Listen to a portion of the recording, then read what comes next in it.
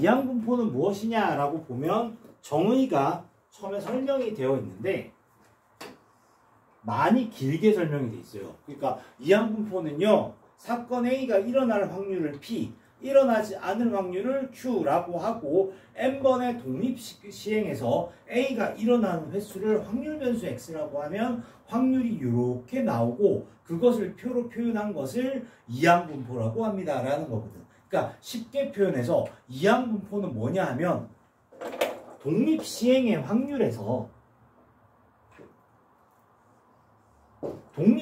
확률을 이렇게 통계적으로 나타낸 것을 이항분포라고 얘기를 하는 거야.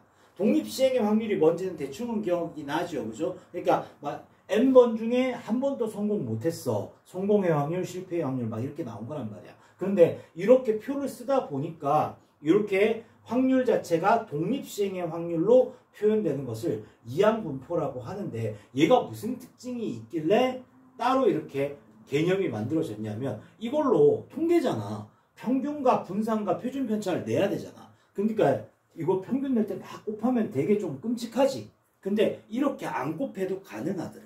되게 편하게 이렇게 나온 애들은 이렇게 확률 자체가 독립시행의 확률로 나온 애들은 평균, 분산, 표준 편차가 우리가 전통적으로 구하던 방법이 아니라 굉장히 편하게 구할 수 있어서 얘를 따로 취급을 하더라 이 말인 거야. 그래서 네가 여기서 조금 기억을 해줘야 되는 게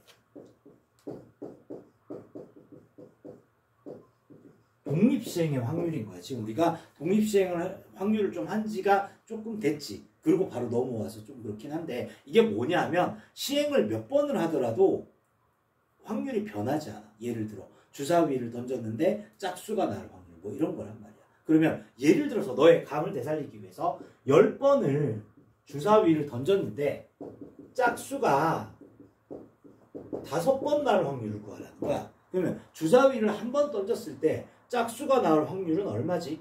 2분의 1이지. 그것은 주사위를 뭐 10번을 던지든 100번을 던지든 똑같은 거잖아.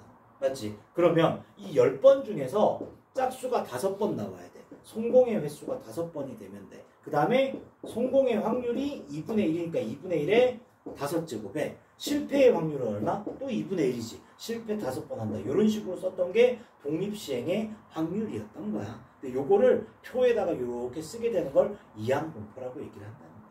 걱정하지는 말라고 이걸 곱해서 평균 구하진 않을 거니까. 그 얘기인 거야. 그래서 이걸 이항분포라고 하고 이항분포는 그러니까 중요한 키워드가 뭐다? 독립시행의 확률이다 보니까 표현을 이항분포는 보통 앞글자 B를 따요. B라고 쓰고 독립시행의 확률에서의 키워드는 뭐냐면 시행 횟수가 되게 중요해. 시행 횟수가 되게 많아. 그 다음에 성공의 확률이 되게 중요한 거야. 그래서 키워드 NP라고 이렇게 표현을 딱 써주면 된다라는 거야. 됐어? 그래서 B는 NP 이렇게 쓰는 게 바로 이항분포다라고 얘기할 수 있다는 거야. 밑에 건 딱히 쓸 필요는 없고 뭐 이렇게 기억할 필요도 없는 거야. 됐죠? 그래서 뭐라 그러냐? 이 정의 자체가 굉장히 지저분하죠. 그죠? 그래서 그냥 한마디로 정리해주면 이항분포는 독립시행의 확률을 통계적으로 나타낸 거다. 그거 어떻게 쓸 거야? B는 NP라고 쓸 거야. N이 뭔데? 시행 횟수. P가 뭔데? 확률, 성공해. 알겠죠?